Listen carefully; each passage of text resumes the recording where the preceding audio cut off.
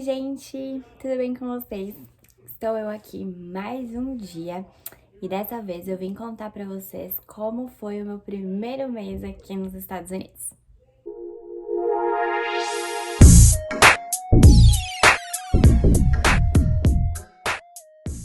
Bom, eu separei por tópicos o vídeo de hoje pra tentar não esquecer de nada, porque afinal em um mês a gente vive muitas coisas. E o primeiro deles, né, o primeiro desses tópicos é a questão de adaptação. Eu não considero que a minha adaptação tenha sido difícil, tá? É estranho, né? Porque você tem que se adaptar a uma rotina, a uma cultura, comer novas comidas e é muito diferente. Mas eu acho que o que me ajudou a ter uma boa adaptação foi que quando eu ainda estava no Brasil, eu prometi pra mim mesma que eu ia realmente seguir, enquanto eu estivesse em horário de trabalho ou com a família, eu ia seguir os padrões americanos. Então, eu ia tentar aprender de fato a cultura deles, comer o que eles comem e tudo mais.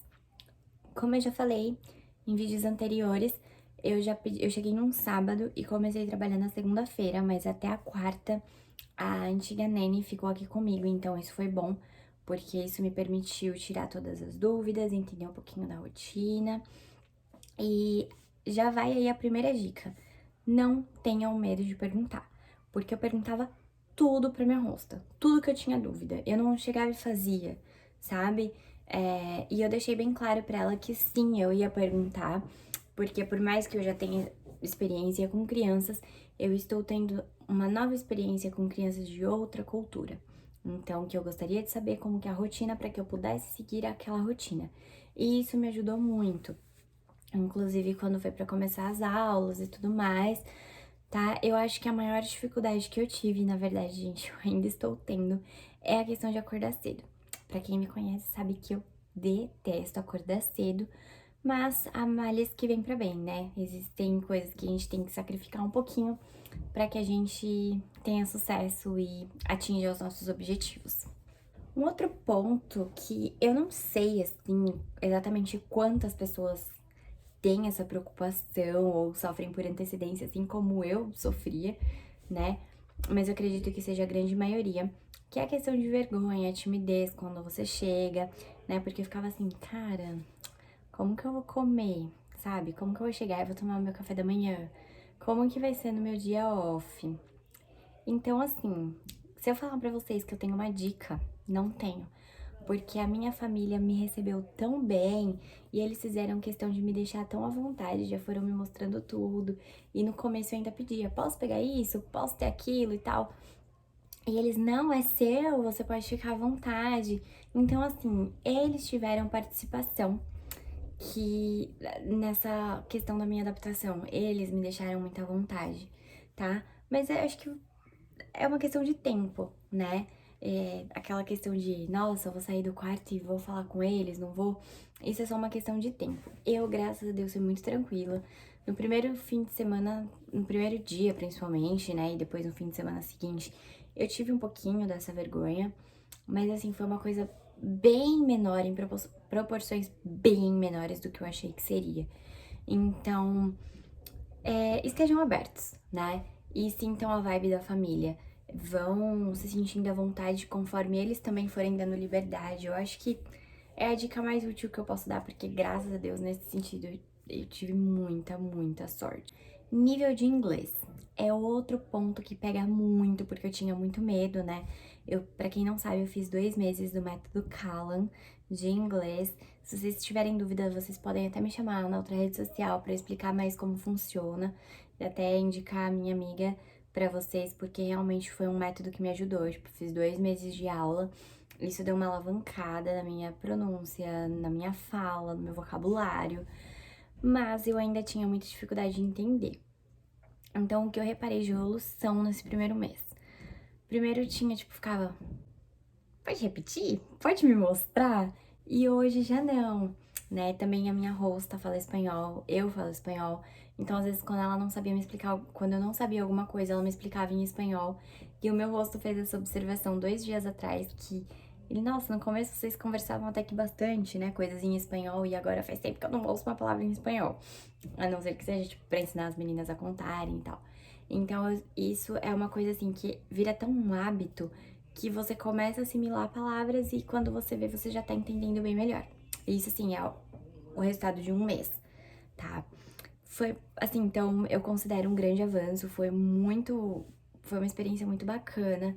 Aprendi mais do que eu imaginava aprender, me saí melhor do que eu imaginava me sair. Então, isso, nossa, teve um significado imenso pra mim.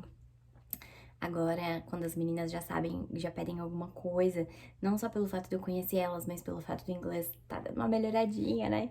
Então, já consigo entender melhor, já consigo questionar melhor, e isso tá sendo um grande alívio pra mim. Outra coisa que muita gente me pergunta é a questão da vacina, porque eu embarquei pra Colômbia pra tirar o meu visto numa sexta-feira. Passou o fim de semana, na segunda abriram pra mim a idade de vacina no Brasil. Então eu saí do Brasil sem estar vacinada. Mas não tem problema, tá, gente? Uma das coisas que as pessoas perguntam é que por enquanto, eu não sei exatamente quando esse vídeo vai ao ar, mas por enquanto, até setembro, outubro, assim, estão podendo entrar pessoas sem vacina nos Estados Unidos. No meu caso, e assim, a flexibilidade varia de estado para estado. No caso do Maine, você tem que ficar 7 dias em quarentena, tá? Não precisa ser num hotel. No meu caso, eu fiquei aqui na casa da família mesmo, usando máscara. Depois eu fiz o teste do Covid e assim que deu negativo, tipo, eu peguei o resultado na sexta, no sábado eu já tomei a primeira dose, tá? A minha vacina atrasou depois, a segunda dose, uma semana, porque no dia certo de tomar eu estaria no Missouri, mas não tem problema, é de graça, é na CVS, no meu caso, né, eu sei que tem outras farmácias que aplicam, no meu caso também na CVS. Tive um ótimo atendimento, não vou falar a vacina que eu tomei, porque eu acho que vacina é vacina, né? Eu acho que o que importa é a gente estar imunizado, é a gente se conscientizar e se cuidar. Mas eu já adianto pra vocês que aqui você pode escolher qual você quer tomar. Sim, gente, porque eles consideram mega acessível, então, tipo... E quando você agenda a primeira dose, você pode já agendar a segunda. Mas, Fernanda, como foi? Na primeira dose, eu cheguei e fui com a minha host mom. Ela me ajudou com a questão de documentação, porque, gente, uma semana aqui meu inglês tava daquele jeito, né? E tomei a vacina, sentadinha, bonitinha. Aí eles pedem pra você esperar sentado, pra ver se não vai dar nenhuma reação, pra ver se você vai estar se sentindo bem. Eu tive que esperar por 15 minutos. E aí só depois eles me deram a carteirinha de vacinação. Outra coisa importante, quando eu agendei a vacina, eles fizeram uma série de perguntas, como se fosse uma anamnese mesmo, perguntando sobre doenças cardíacas, alergias, enfim, várias coisas. Se eu já tinha tido Covid, contato com alguém que tenha tido Covid, e a minha segunda dose já estava agendada. Mas 2 dias antes da minha segunda dose, eu recebi um e-mail para preencher novamente esse formulário, para ver se eu tive reação da primeira vez, se eu tive sintomas, se eu tava com Covid, enfim, questionário. E aí eu fui sozinha para a segunda dose, foi bem tranquilo também. Tive que esperar também os 15 minutos por questão de segurança. E é isso, gente. Agora estou totalmente vacinada, graças a Deus. Muito feliz e muito agradecida por isso, porque aqui foi rápido. Eles te incentivam e você, pelo menos aqui no Maine, as regras em relação à máscara estão bem tranquilas. Então, tipo, praticamente em lugar nenhum você precisa de máscara. E é uma sensação muito estranha, ao mesmo tempo que você fica, cara, cadê a máscara do povo? Você sente aquele alívio, sabe? Outra coisa que surge muita dúvida é quais os documentos necessários para você obter, né, quando você chega nos Estados Unidos. Essa questão, gente, varia muito de estado para estado, porque cada estado tem sua regra, cada estado é de um jeito. Então, assim, eu vou contar a minha experiência baseado no fato de eu estar no Maine, tá? O primeiro documento que é muito questionado se precisa, se não precisa, é o Social Security Number, que é como se fosse o CPF.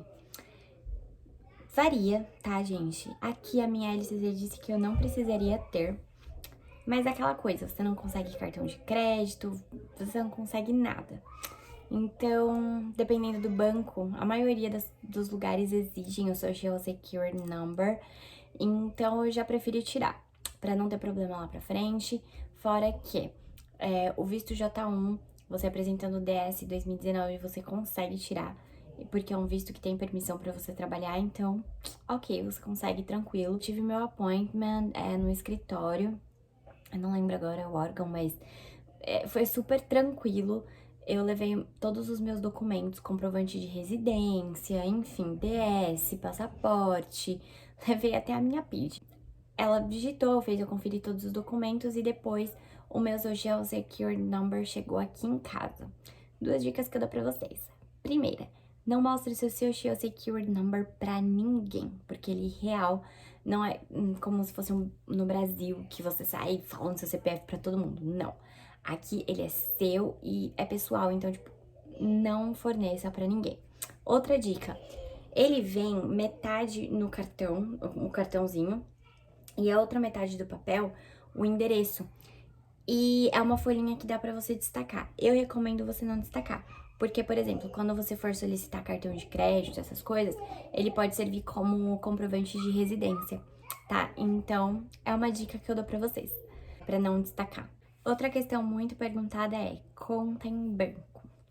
Bom, gente, existem N bancos aqui. Existem bancos pequenos, tipo, regionais. E, enfim, eu abri a conta no Bank of America. Eu gostei muito, é um banco muito popular aqui, a questão de taxa é acessível. É aquela coisa, se você tiver que passar por um rematch, ou se você tiver que estender com outra família, ou se por qualquer outro motivo você se mudar para outro estado, até com a sua host family, você não vai precisar abrir conta em outro banco, você pode continuar com aquele seu. Então, eu gostei muito do Bank of America, foi, tipo, não pesquisei outros, assim, a fundo, porque eu já tinha boas referências, eu gostei, eu fui extremamente bem atendida. Então, é outra dica que eu dou pra vocês. Procurem um banco que você tenha suporte e que tenha em todo o país. Dessa forma, se por qualquer razão você mudar de estado, você vai continuar tendo aquele suporte. Chip de celular. Eu peguei o meu com quase 2 semanas. Quem solicitou foi o meu host dad. E sim, gente, quem solicita é a host family, porque eles pagam o seu plano de celular.